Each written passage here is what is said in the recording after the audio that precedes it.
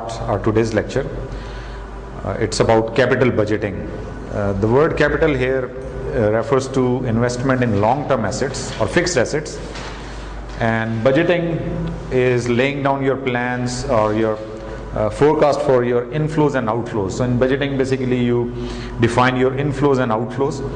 In capital budgeting, we are more interested in our long-term expenditures that are where we are going to invest money in our long-term projects. So capital budgeting usually involves substantial expenditures.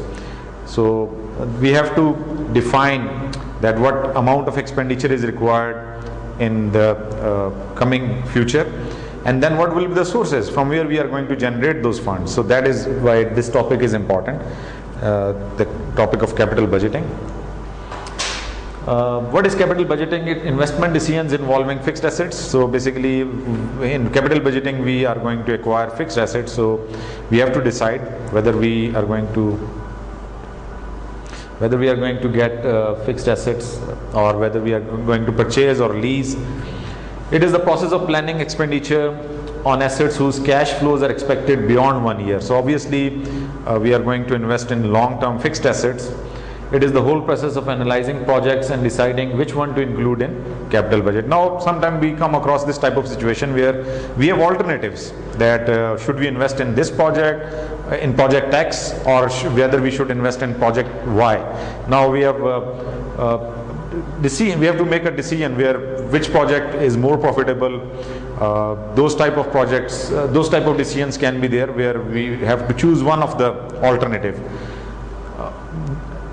The situation can also be that we have some funds available in which we can also invest in multiple projects at one go. So which projects will be more profitable in which we should invest? So capital budgeting basically give us an idea that which projects to choose and which we should reject.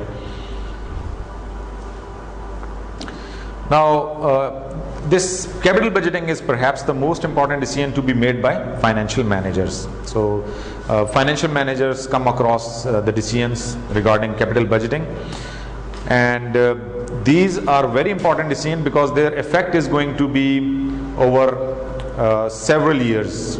Since we are going to acquire substantial assets, we are going to acquire fixed assets, so the effect of this decision will prevail for a longer period of time.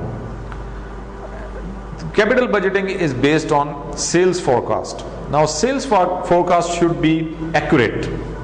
If our sales forecast is accurate, only then this whole exercise of capital budgeting will be worth.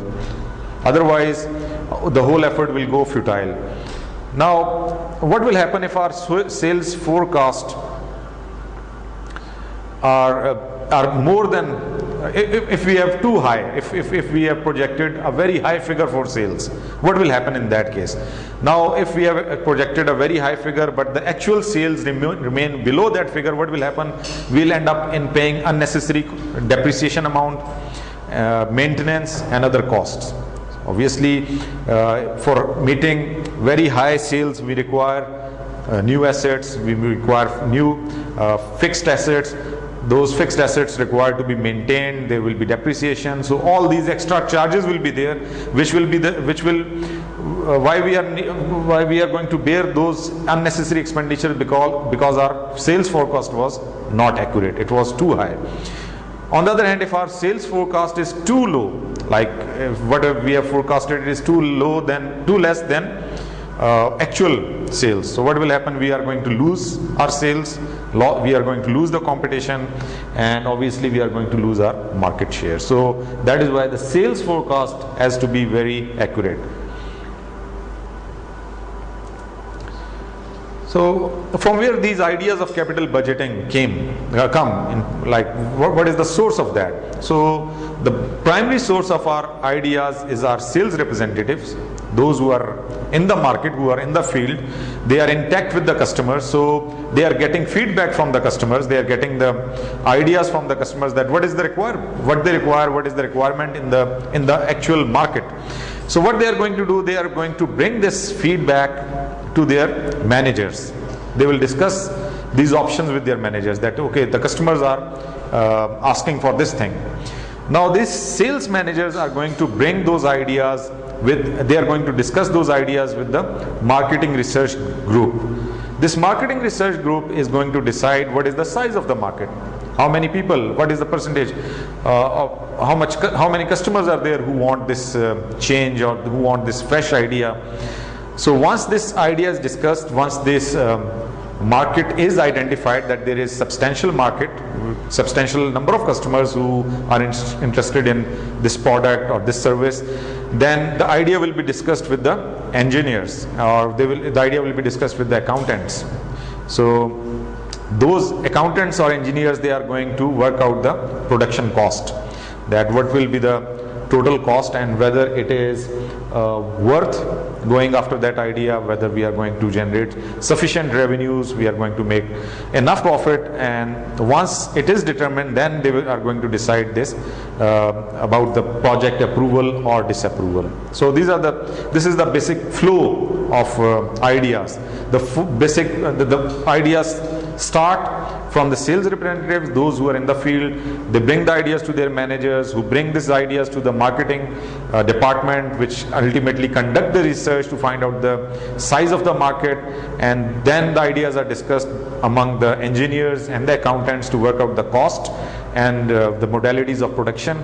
And once they are approved from there, their final decision regarding those ideas is made, whether the idea is going to be whether it is approved, the project is approved, or whether it is disapproved.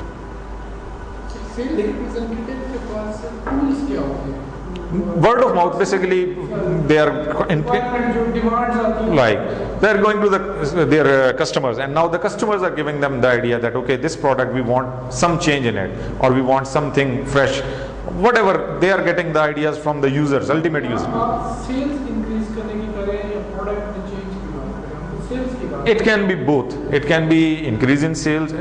Basically, this is something new, some change in the product that we are looking after. Why? Because the capital budgeting is basically if you are going to change, if you are going to bring some new product.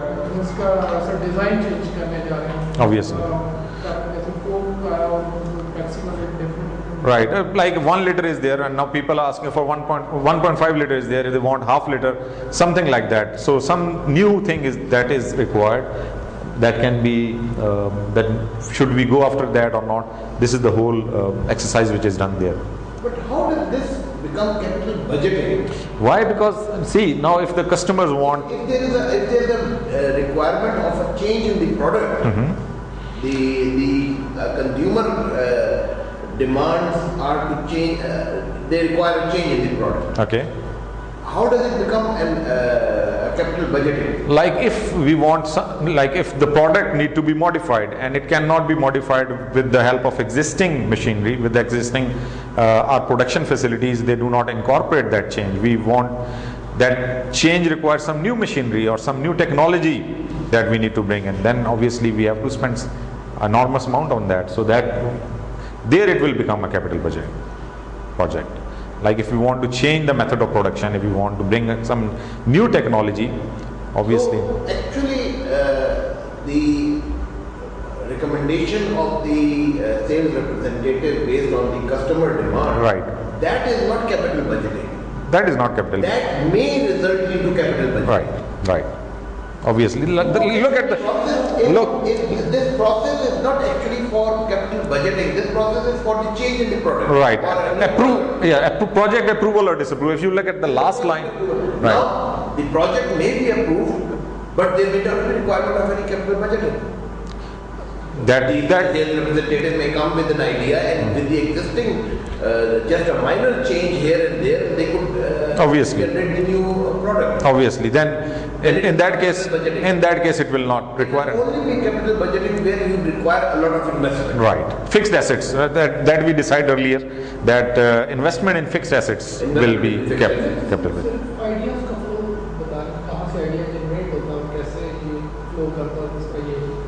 नहीं, मतलब कोई भी आप product ले लें, जैसे अब shoes का है तो शूज़ का कस्टमर्स आपको क्या डिमांड कर रहे हैं, अगर वो शू existing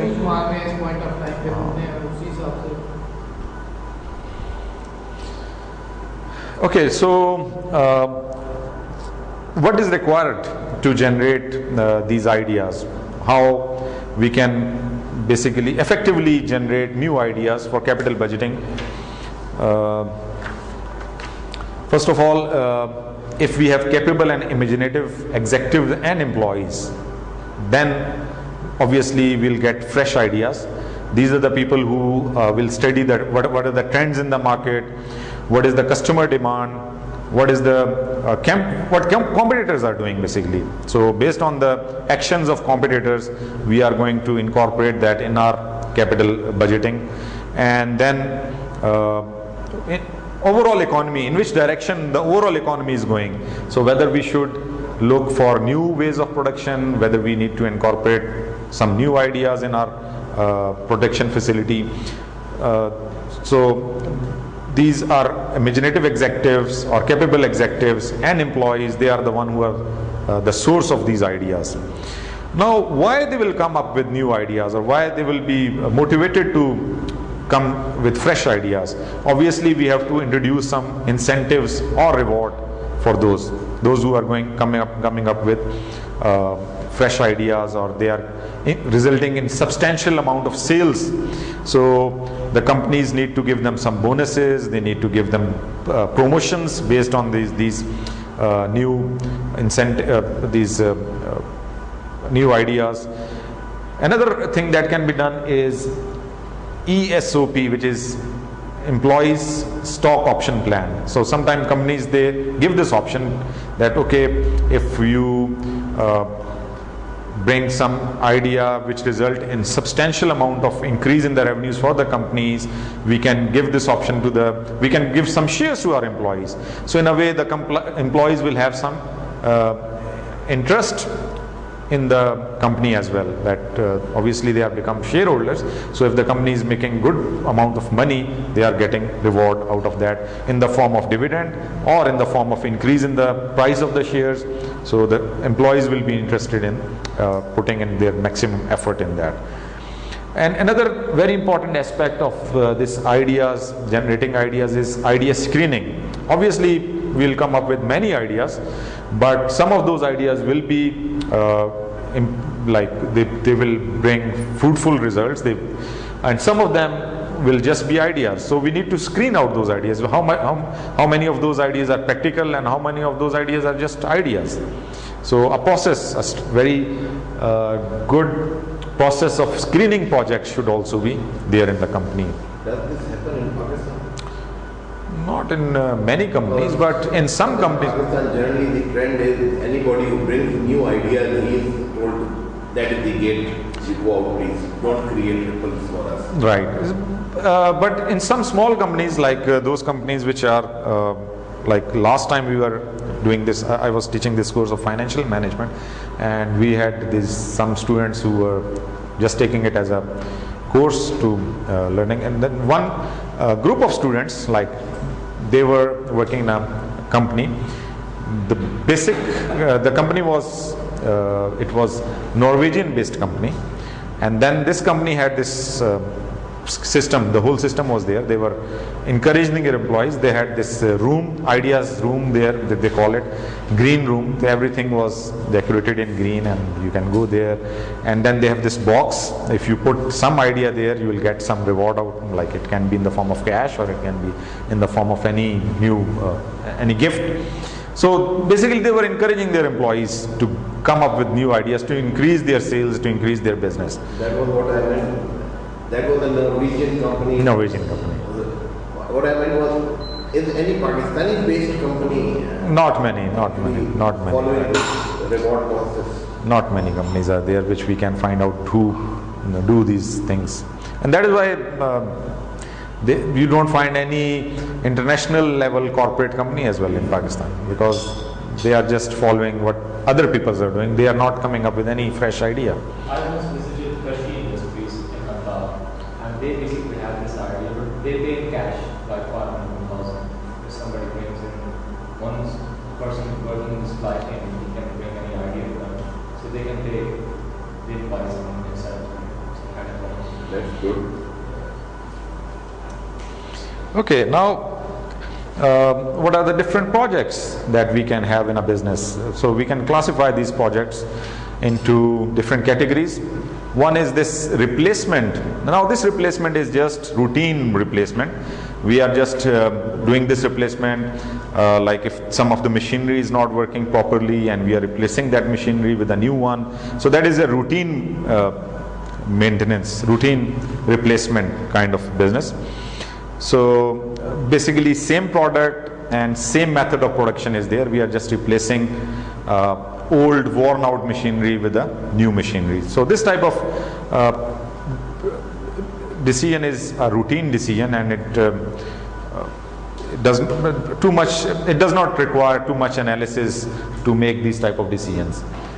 Another type of replacement can be to replace outdated or less productive machinery with a more productive machinery, right? Now we are changing the method of production.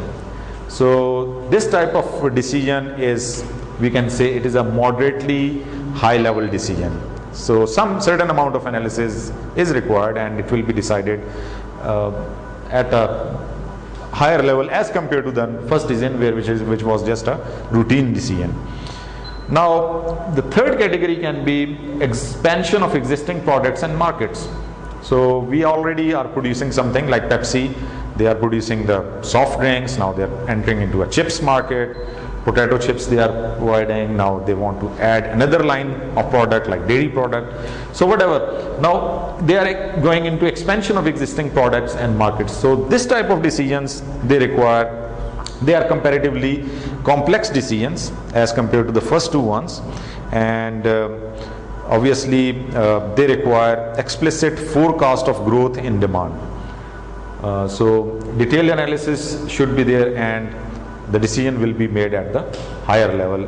These type of decisions will be made at a higher once we talk about the executives. So how can maintenance of business can affect the project classification? No, we are just saying that if we want to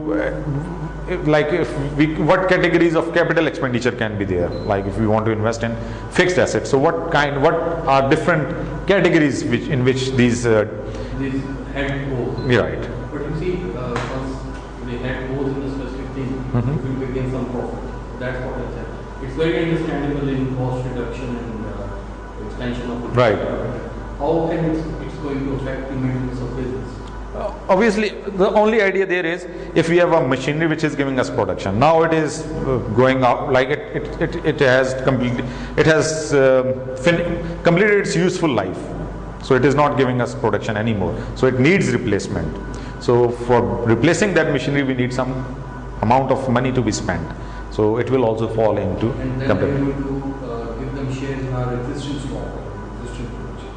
जो existing profit है, उसके अंदर से share का. It's not in terms of business expansion.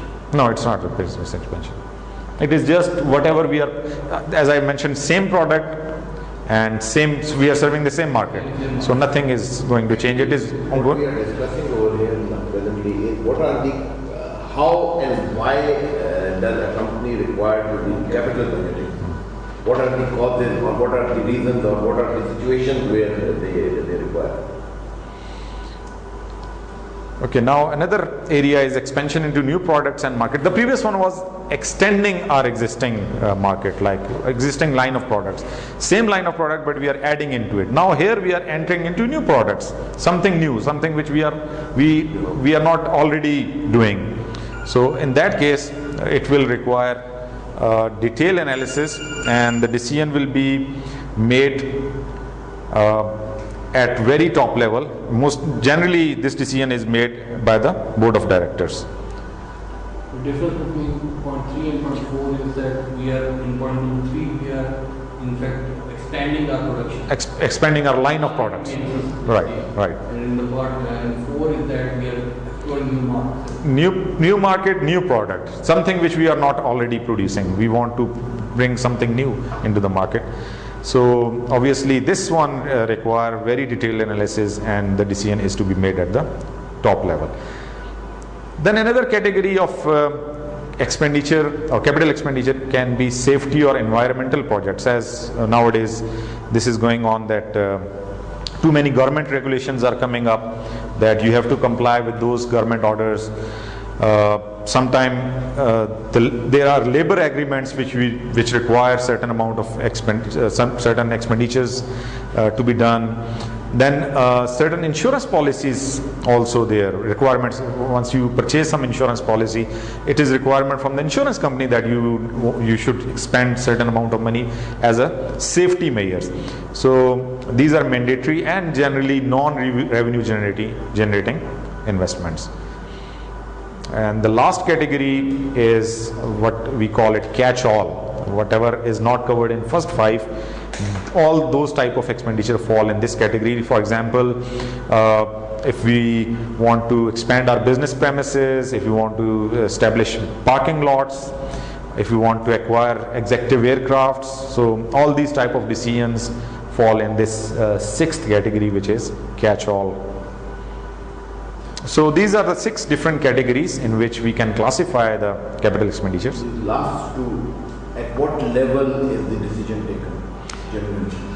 The 5th one is, it is a required decision, so it does not, it has to, it is normal decision, like it is something which you have to do, which is required. Maybe it is a government order, maybe it is in the labor agreement, maybe it is requirement from the insurance company. It may be a government order or labor agreement, but when does the company decide, okay, now we can or we will undertake this? Because they do not, at what level? Generally it has to be middle level, not very top level. Why? Because it has to be done. Once the government issues some order, so obviously you have to comply those orders. But the last one, I would say it would be a top level decision. It has to be like, obviously these all expenditures are something which are not, some of them like business expansion of this construction of parking lots or purchasing of executive aircraft, they will not be generating any revenues, rather they are very heavy expenditures, so they has to be decided at a top level. The financial be somehow informed about all these decisions, where is money is actually going, or it will be just the decision at the company level. It has to, at board of directors, no, investors are not involved.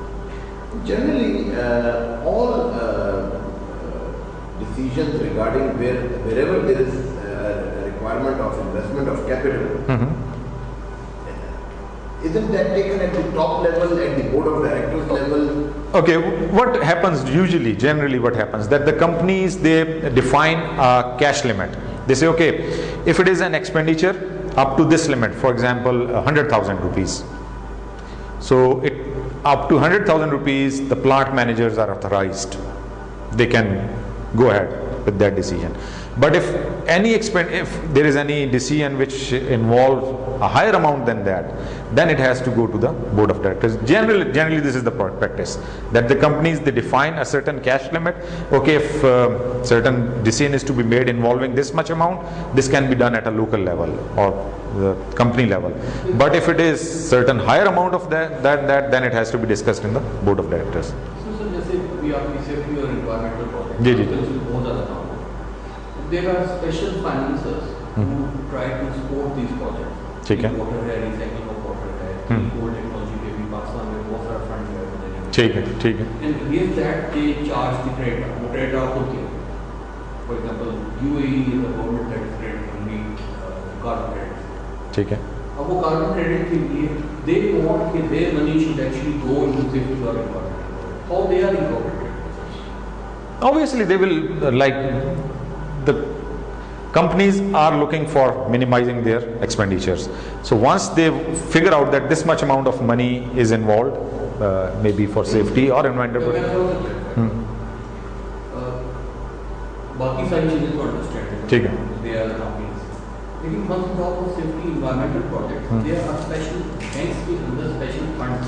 ठीक है. और वो they want to be involved in the progress of the money that they are spending. और उसका advantage होता है कि वो बड़े एक दो मार्कअप के ऊपर और एक सॉफ्ट फॉर्म में आपको दिखाते हैं. ठीक है. उस सूरत में उनको कैसे इंकॉर्पोरेट किया जाएगा?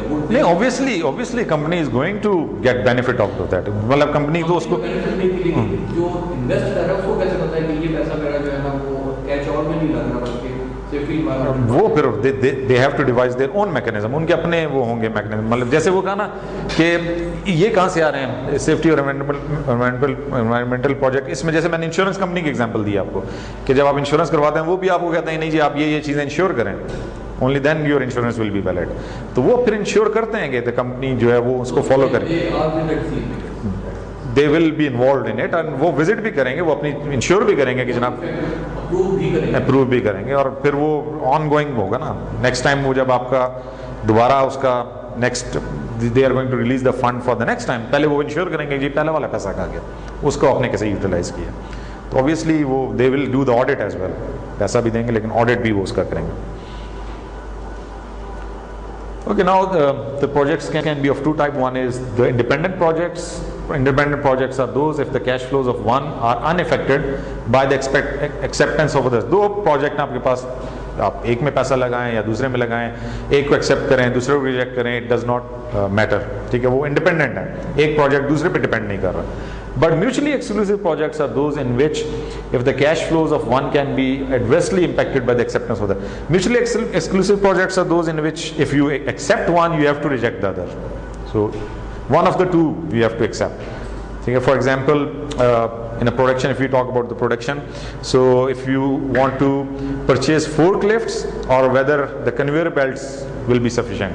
So if you go for forklifts, conveyor belts will be rejected. If you go for conveyor belts, you have to give up your forklift idea. So one of either, or if you talk about nowadays generator, so if the generator is to be operated by the gas or whether it is to be operated by the diesel, so one of the option, or maybe UPS. So if you go for generator or UPS, ठीक है, तो एक को आपने accept करना है दूसरे को आपने रिजेक्ट करना है, so that will be mutually exclusive project, एक प्रोजेक्ट दूसरे के ऊपर इफेक्ट कर रहा है। जबकि इंडिपेंडेंट प्रोजेक्ट में बोथ प्रोजेक्ट्स और projects are independent, they are not affecting each other. Okay, the main idea in this chapter that we are going to focus is that what are the different methods to evaluate the projects. ठीक है, आपके पास projects आ जाते हैं, अब आपने choose करना है कि which project we should undertake and which project we should give up. ठीक है, तो अब उसके लिए वो कैसे आप डिसाइड करेंगे, उसके लिए डिफरेंट मेथड्स हैं। These are the 5 different techniques which are commonly used. One is पे back method, the second is discounted पे back method, then the third one is NPV, which is net present value, the fourth is internal rate of return, IRR, and the fifth one is modified IRR. So we'll discuss all these methods one by one. What are these methods, what are shortcomings of each, and how they are covered by the other method. So the simplest method, that is payback period. So payback period simply tells us that in what amount of time we are going to get our invested money back. ठीक है, पे back, हमें कितनी जल्दी हमारा, अगर हमने 1 लाख रुपया इन्वेस्ट किया तो कितने पीरियड में वो 1 लाख हमें वापस मिल जाएगा। तो payback period is going to tell us this thing, that how long does it take to get our money back whatever we have invested. So basically it is a break even type of calculation. So at what point in time we are going to make this break even, कहाँ जाके हमारा पैसा वापस हो जाएगा। So the method is simple. We calculate by adding project's cash inflows to its cost until the cumulative cash flow for the project turns positive. Sir, इसमें सिर्फ profits आते हैं या और cash flow आपकी sales? Inflows सारे आएंगे, हाँ, टोटल इनफ्लो आएगा आपका, यानी आपने 1 लाख लगाया, अब उसके अगेंस्ट आपको जितनी भी रिसीव हो रही है वो सारे उसमें टोटल अमाउंट, प्रॉफिट नहीं, प्रॉफिट तो हुआ ना कि उसमें से आपने एक्सपेंडिचर्स माइनस करें, टोटल इनफ्लो इसमें आ रहा है।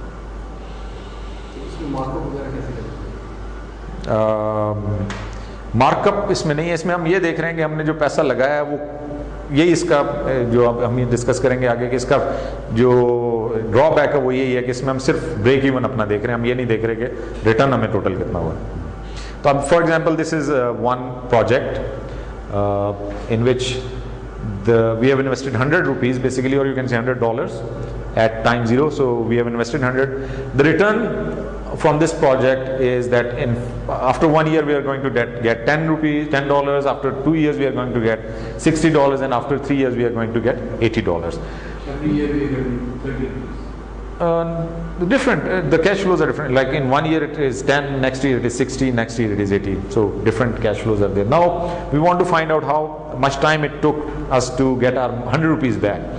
So if you look at cumulative, we started with minus 100. After 1 year we got 10 back, so we are left with minus 90. In the second year we got 60 back, so we are left with minus 30. So in the third year we are going to make it positive, like we are going to earn 50. Now how much time, how we are going to calculate this payback period?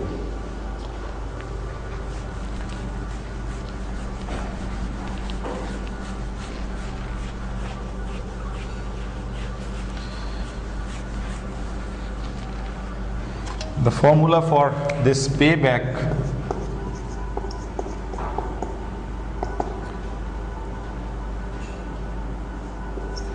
number of years before full recovery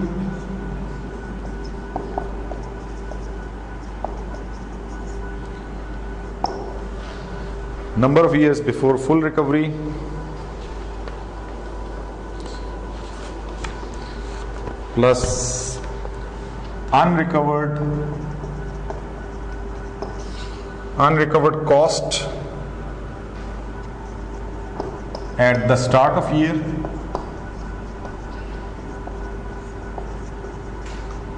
divided by cash flow during year. So number of years before full recovery, how much years will take before we get our 100 rupees back, in this example $100 back, plus unrecovered cost at the start of the year. So in this example you can see that our cash flows, cumulative cash flows become positive in third year. So number of years before full recovery are 2. In third year it became positive, so number of years before full recovery are 2.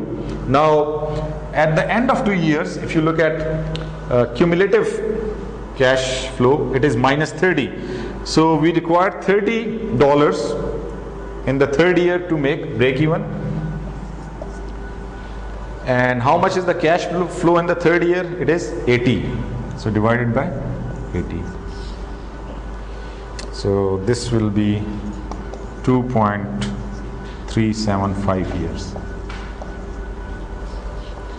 So in payback method, it tells us that how long it is going to take to get the full recovery, full amount back. So in this case, $100 will be fully recovered in 2.375 years. Sir, just a question. What is this T and L subscripts of? Okay, T is for time, cash flow at time. So time 0, time 1, time 2, time 3. CFT is cash flow at time. And payback L, in this we'll see 2 type of project. One is L and one is S. So S stands for short term, L stands for long term. So how do you differentiate between a long term payback and a short term? Short term, if the payback is getting in less period of time, it is short term. If it is getting after a long period of time, then it is. No, I mean, here? Over here it is. Just an example. Yeah, just. Is this a long term or a short term? No.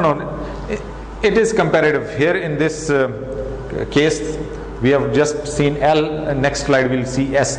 There are 2 projects in this examples. I think it's written over the project L payback. हाँ, ये दो Payback of project. इसमें उन्होंने सिर्फ 2 यानी जो slides है ना उसमें दो डिफरेंट एग्जांपल्स यूज किए, एक में एस यूज किया, एक में एल यूज किया. तो वो एल वाला मतलब वो इसको देख के हम नहीं कह सकते कि कंपैरेटिव बात हो रही है.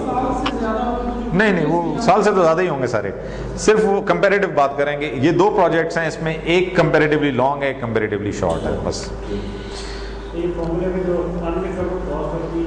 Eight the start of year जी, जो फुल ईयर थर्ड ईयर की बात हो रही है, यानी जब सेकंड ईयर आपका number of years before full recovery 2 हो गया, यानी यहाँ पे आपके थर्ड ईयर में पॉजिटिव हुआ, तो यहाँ तक आपके जो था 2 साल आपके पूरे हो गए.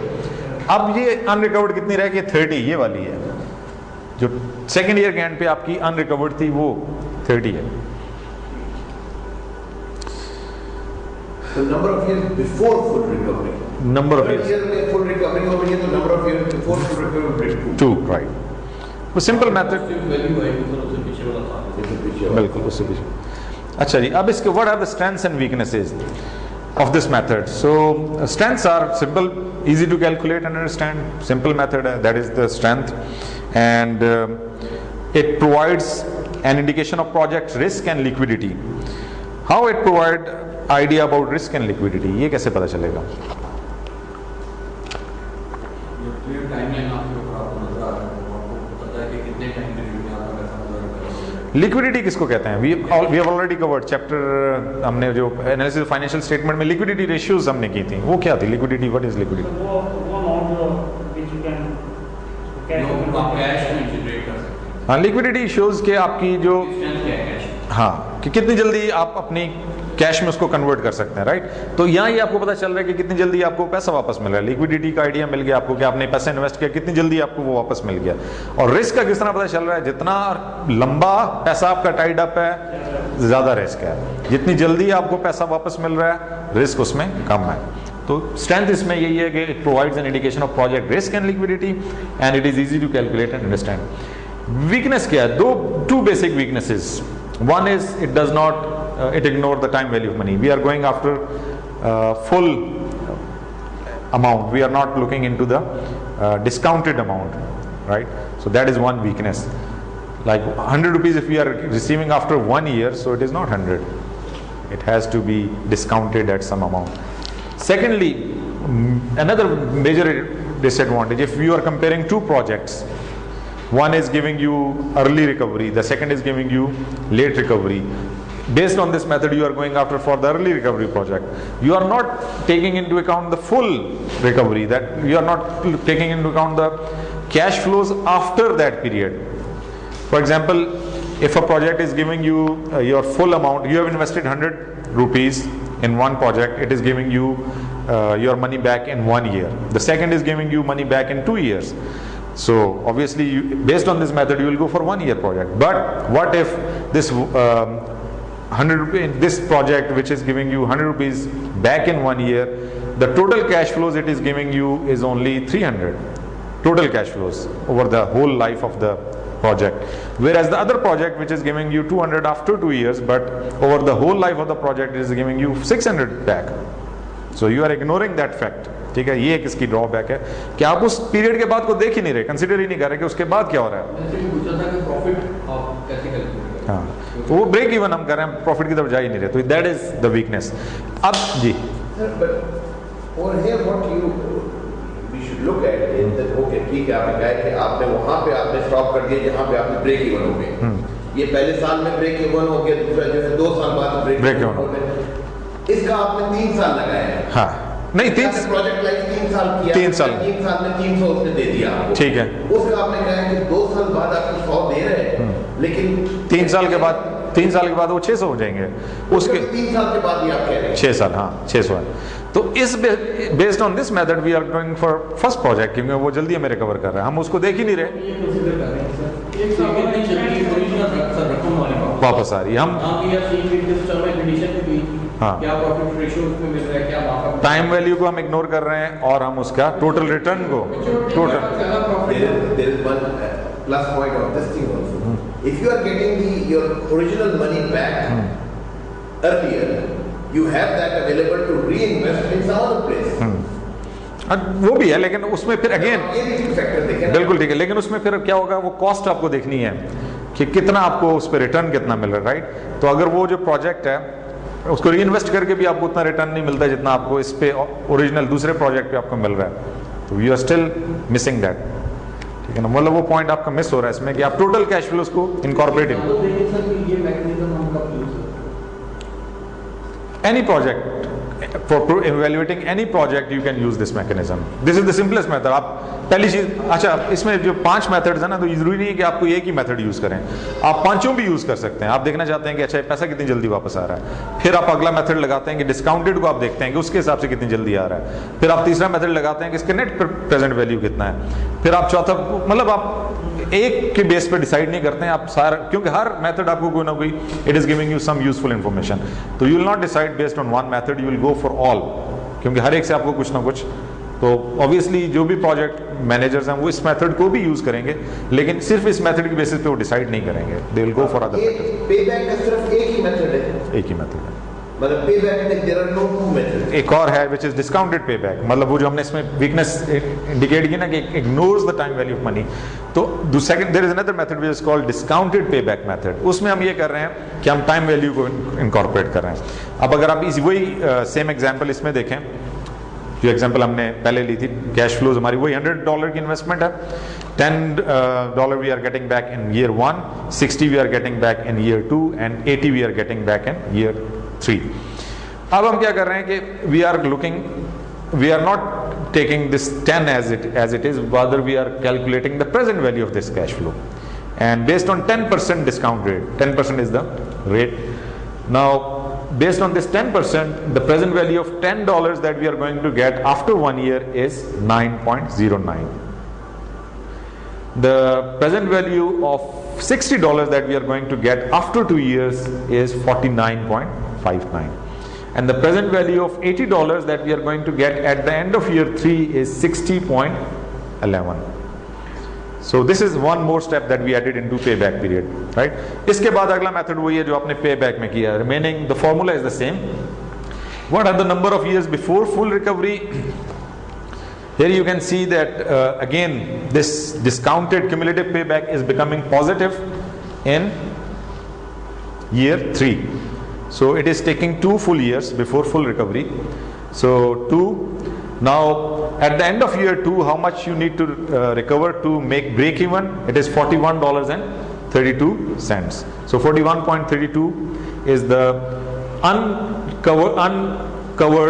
unrecovered cost at the start of the second year or third year, at the start of third year.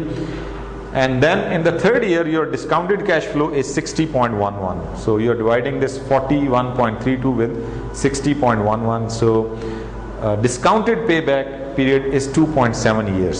So payback period was 2.375 years, whereas the discounted payback period is 2.7 years. Present value of cash flow. after 1 year 10 rupees का 10% पे अगर 9 rupees आएगा जी 9.09 निकालो जी जी it should be 9. you want to round off that figure or If at the end of first year you are getting 10 rupees. okay, so present value is equal to future value 1 plus I raised to the power n.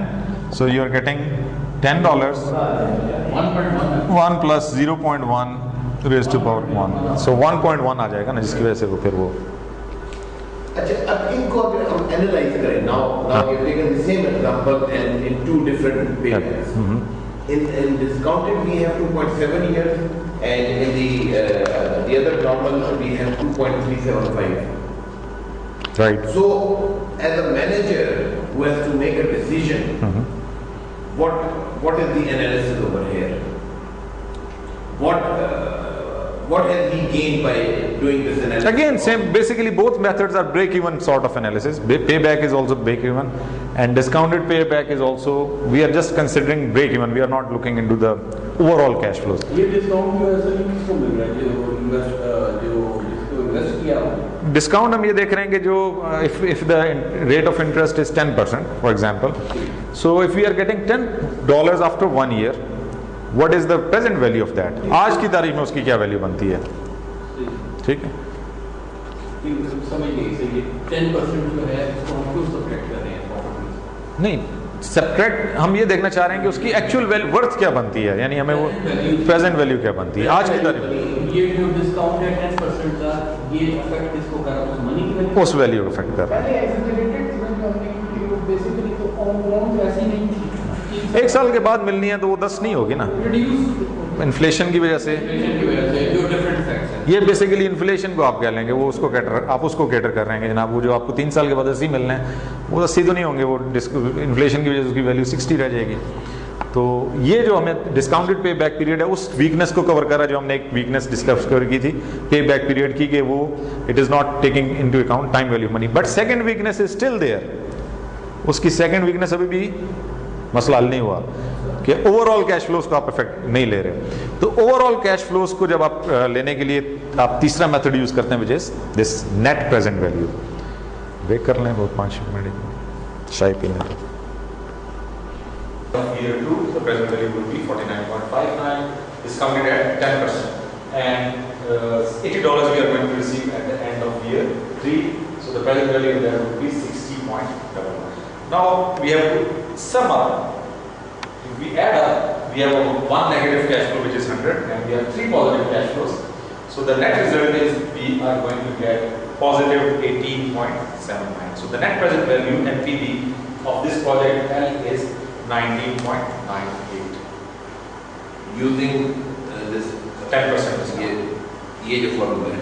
Yes. Sir, NPVs और L में क्या फर्क है? So again, if it is short-term project or if it is long, here it is L actually, NPV. L. और इसमें sir हमने $1 add क्यों किया? Which one? सर 18.79 वैल्यू आई है। It should be 18.79 इसको would you do it on the with this formula? You cannot simple. It's very simple. You can do it. Again,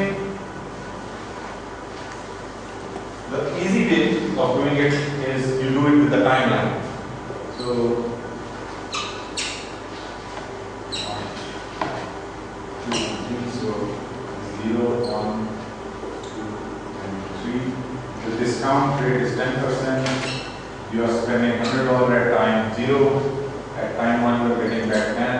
At time 2 you are getting back 60. And at time 3 you are getting back 80. Now what you need to do is you need to find out the present value. So present value is 10. How we are going to find out? Present value is equal to which value? 1 plus I raised to the 10. So this formula we use. Using this formula, the present value comes to 9.20. The present value of 60 comes to 49.5.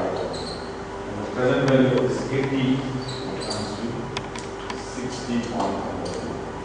So we have one negative value, which is this minus 100, and we have 3 positive values. The net result of that is 18.79. So this is the NPV or net present value.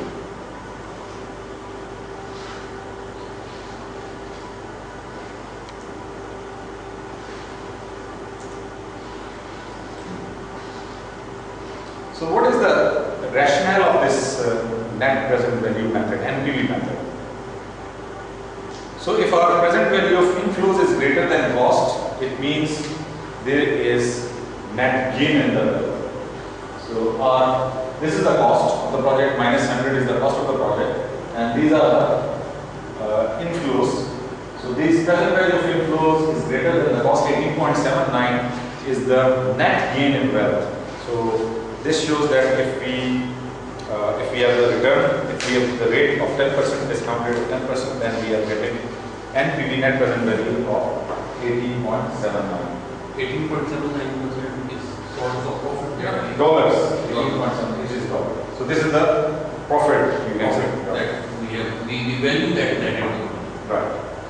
Now the criteria is if projects are independent, except if the project NPV is greater than 0.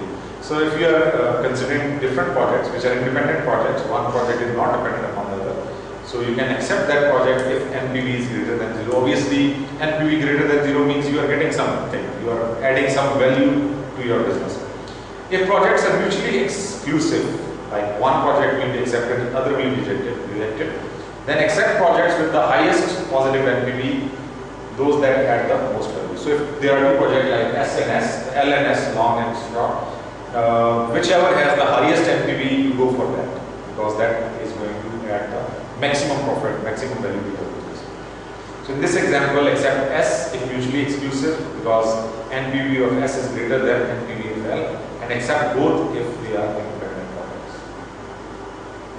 Sir ये NPBS जो है ये value different आ रही है, ये something else There, पीछे है वो उसमें हल नहीं गलती से नहीं है सर, यहाँ पे वो दोबारा है ये तो सेम है, ये और उसमें सेम हो गया, इधर कुछ डिफरेंट थी। सर ये तो उसने सर नहीं सर, रेफरेंस के लिए दी है यहाँ पे जो तो सर रेफरेंस के लिए मेंशन कर दी, वो कैलकुलेट कर दिया और ये रेफरेंस के लिए मेंशन कर दिया।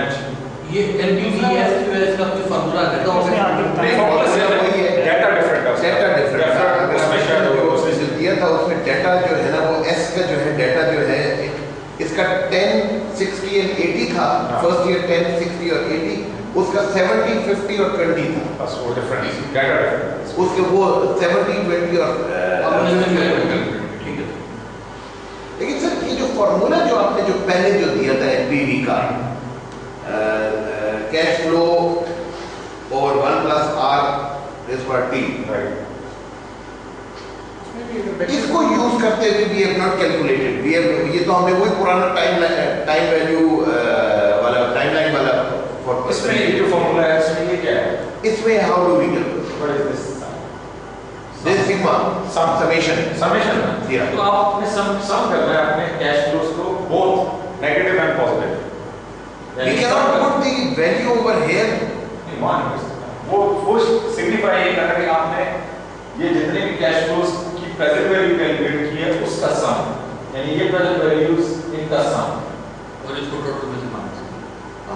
so this cash flow over here is actually the future value. It is a depreciated value. ये जो है फ्यूचर वैल्यू है, this one divided by 1 plus r। One R over here is वो जो I उधर interest rate उधर दिया होता है, it's the same thing It's the same. but with different notation.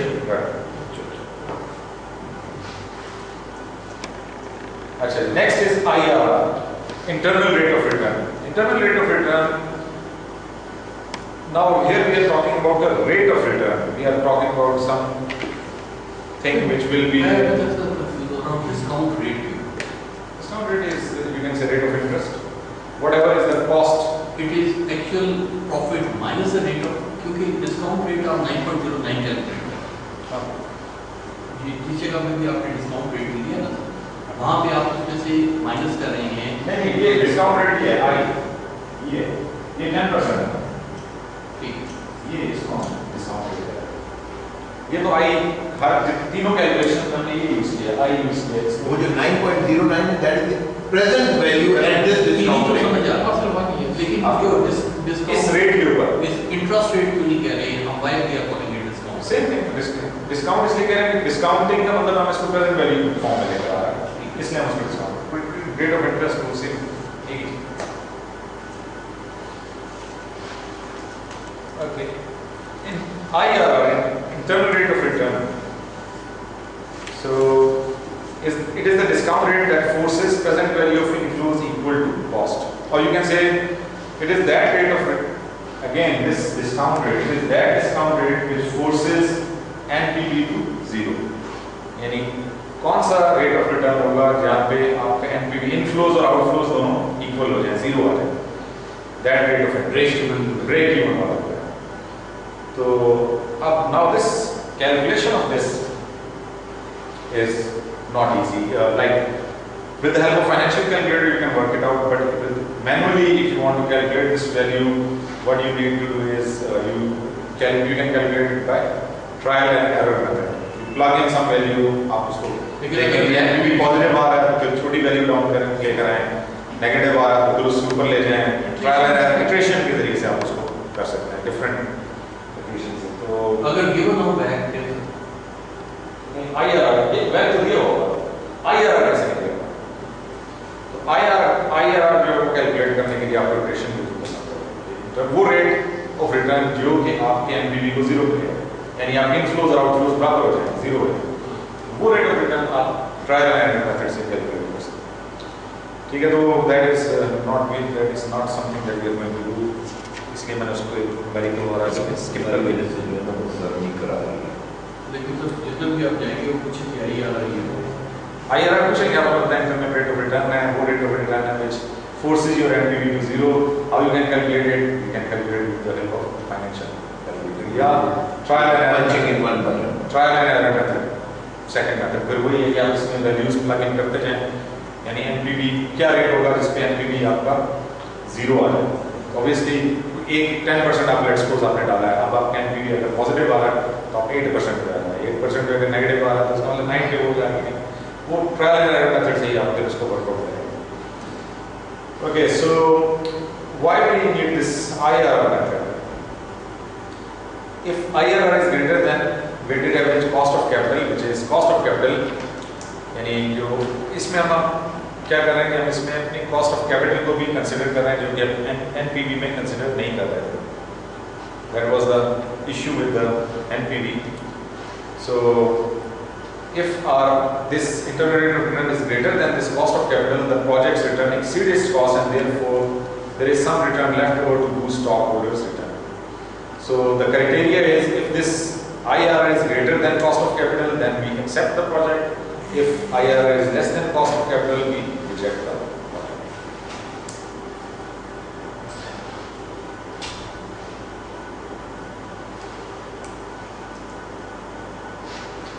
Okay, if projects are independent, accept both projects as both IRR is greater than weighted average cost of capital, which is 10%. If projects are mutually exclusive, accept S because IRR of S is greater than IRR of L. Okay, so ये independent, ये example को वो example में जो उसकी calculation हुई है उसकी बेस ये उसकी IRR S और IRR L निकाला होगा तो मतलब अगर दोनों प्रोजेक्ट इंडिपेंडेंट प्रोजेक्ट्स हैं तो अगर आपका IRR ग्रेटर है weightage of cost of capital को एक्सेप्ट कर लें, दोनों को एक्सेप्ट कर लें, और अगर आपके म्यूचुअली एक्सक्लूसिव में तो जिसका भी IRR ज्यादा है उसको आप एक्सेप्ट कर लें. दैट क्वालिफाइज वेरी वेल कि अगर बैंक से IRR बराबर है या इक्वल ज्यादा है तो उस सूरत में एक्सेप्ट करना होगा.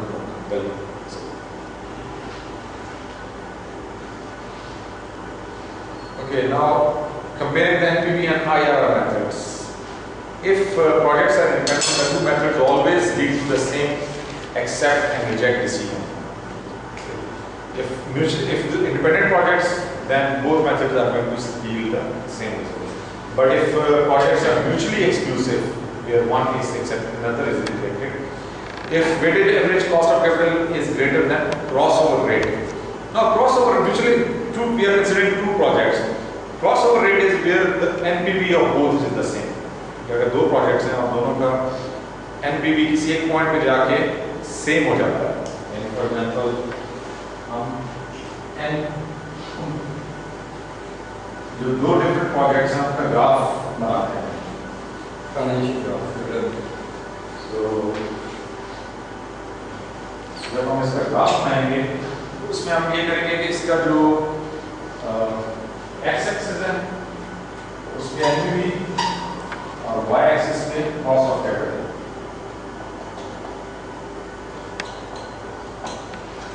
ठीक है, अब इसमें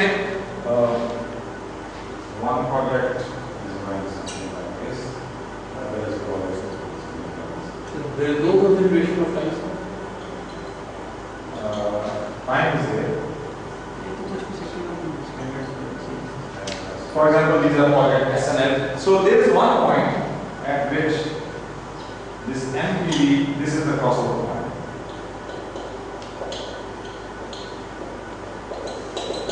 Where the NPV of both the projects is the same. So time consideration not there. इसमें obviously ये जो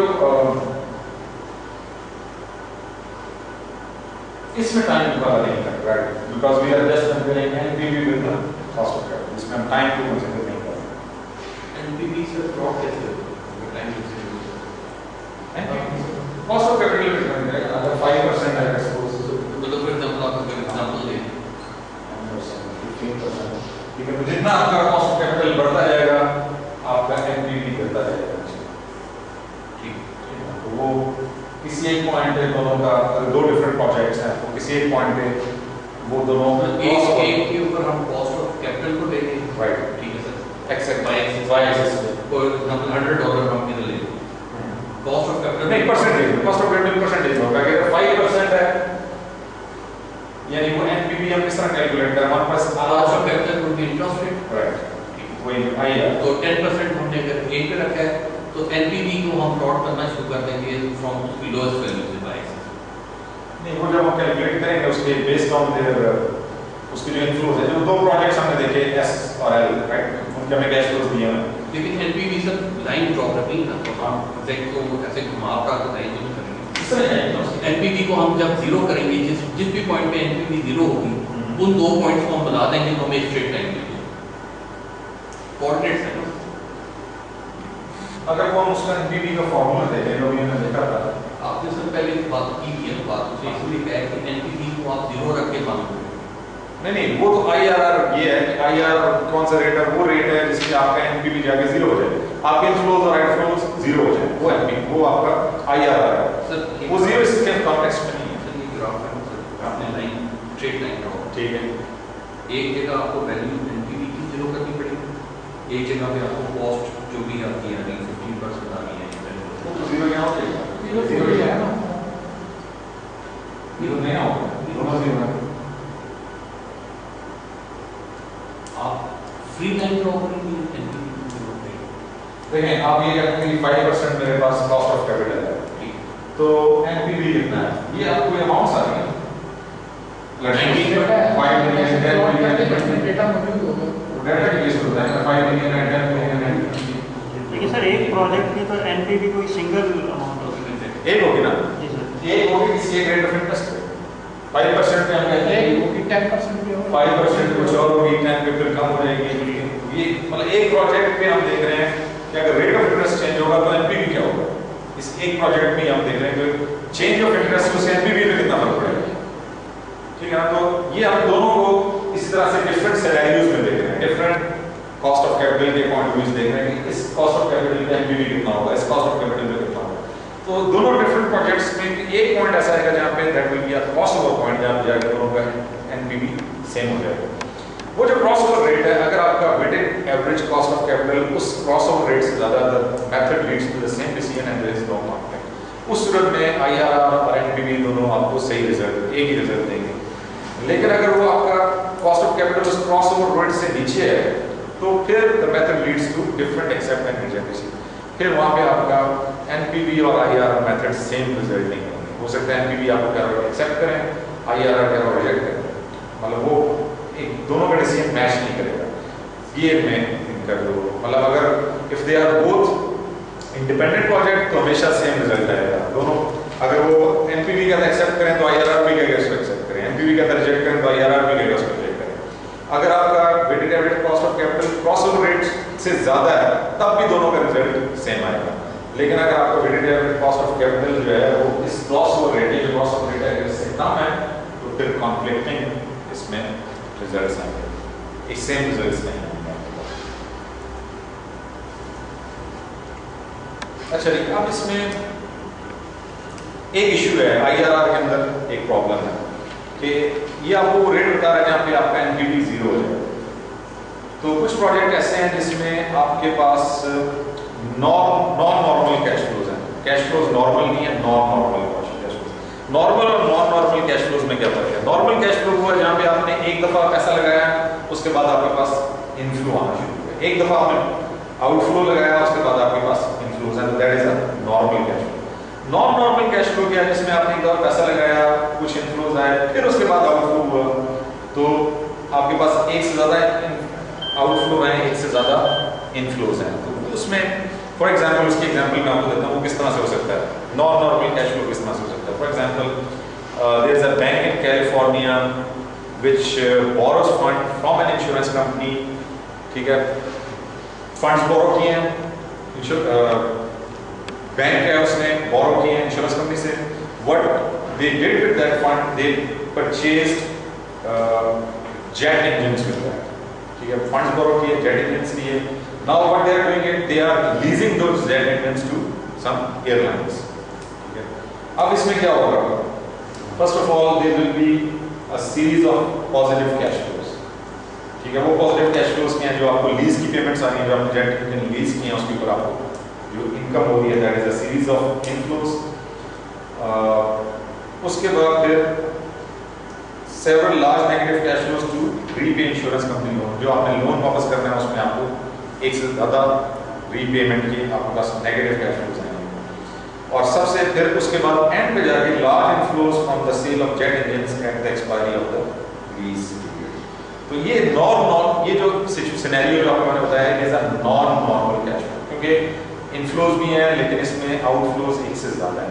ठीक है, तो अब अगर आप इसका IRR बनाते हैं तो it will give you multiple IRR, एक रेट नहीं देगा आपको, ठीक है, ये आपको एक से ज़्यादा ऐसे रेट्स देगा जिसमें आपकी NPV 0 हो सकता है, मल्टीपल IRR आ जाएगा।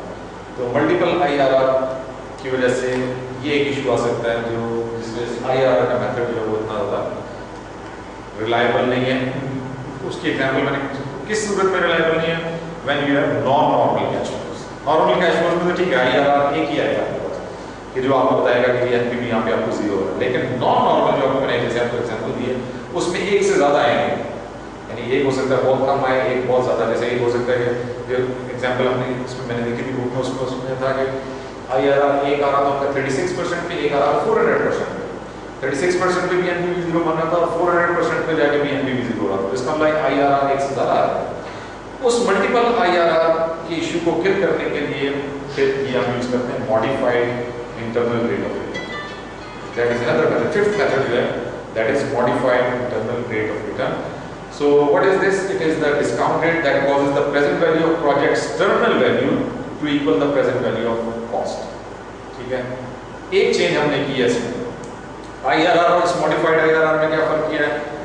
IRR ये था कि वो that rate of return which is equating, that is pushing our NPV to 0. Here we are taking terminal value. What we are doing here, you can see what we are doing. First we are calculating the future value.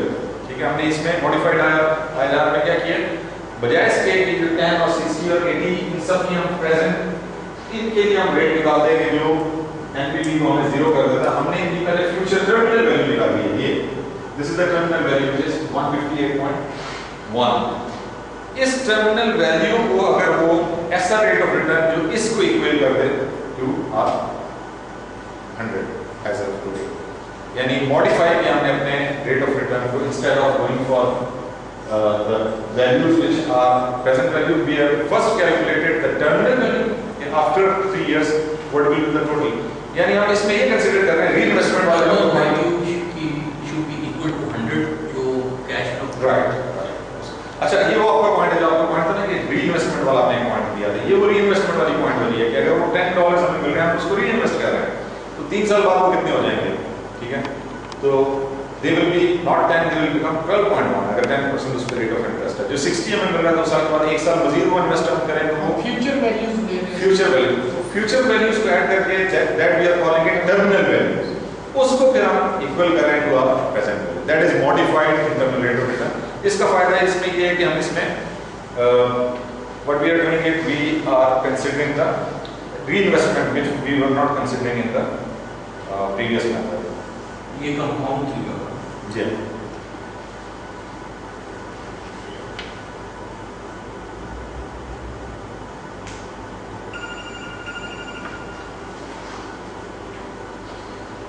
ठीक है, so now we have covered all the 5 methods. इसमें एक question जी जी इसे पीछे वाली slide में या sir आपने बताया था कि IRR can be multiple in case of non cash flow, लेकिन इसमें जो स्टेटमेंट है इसमें तो कह रहा है managers prefer the IRR to the NPV। उस प्रॉब्लम की वजह से हम तो कहते हैं कि IRR अगर तो नॉर्मल कैश फ्लो है फिर मैनेजर्स के अंदर एक, अच्छा क्यों प्रेफर करते हैं मैनेजर IRR को, क्योंकि रेट ऑफ रिटर्न को हमेशा बंदा प्रेफर करता है। यानी फाइनेंशियल मैनेजर से अगर बात करें ना कि जी रेट इतना है, वो रेट की बात ज़्यादा अपील करती है बजाय इसको आप कहेंगे जितने पैसे मिलेंगे। NPV में आप क्या कह रहे हैं कि इतने रिटर्न हमारा इतना है, इस डेफिनेशन के मुताबिक प्रोजेक्ट टर्मिनल वैल्यू तो आपने 158 ठीक है, ठीक है, is equal to present value of cost. हाँ तो जो 100 थी ना present value present value of cost में ऐड नहीं होगा जो over a period of time नहीं, present cost present value cost की वही वही रहेगी है। जो इनिशियली जब हमने इन्वेस्ट किया। वो तो टाइम जीरो पे, उसमें तो कुछ चेंज नहीं है, प्रेजेंट वैल्यू मैं प्रेजेंट वैल्यू से प्रेजेंट वैल्यू वही है। वही नहीं। ठीक है, तो इसमें हम modified IRR assumes cash flows are reinvested at cost of capital। वो जो assumption है इसमें reinvestment वाली, वो हम इसमें पूरा करेंगे। So why use modified IRR versus IRR? तो उसकी रीजन वही है कि एक तो हम इसमें reinvestment को कंसिडर करें which we did not consider in IRR, and second IRR also avoids the multiple IRR problem which can be there in case of IRR. And managers like rate of return comparison, and MIRR is better than rate of return का comparison. वो again मैंने कहा कि आप किसी को return percentage में जब बताते हैं ना, तो वो ज्यादा उसको अपील करता है, यानी MIR में भी परसेंटेज दोनों IRR भी परसेंटेज में आएगा, MIRR भी परसेंटेज में आएगा, लेकिन MIRR जो उस वीकनेस को कवर कर रहा है जो कि दैट दो वीकनेसेस थी IRR में, एक उसमें रीइन्वेस्टमेंट को कंसिडर नहीं कर रहे थे, वो हमने इसमें कंसिडर किया।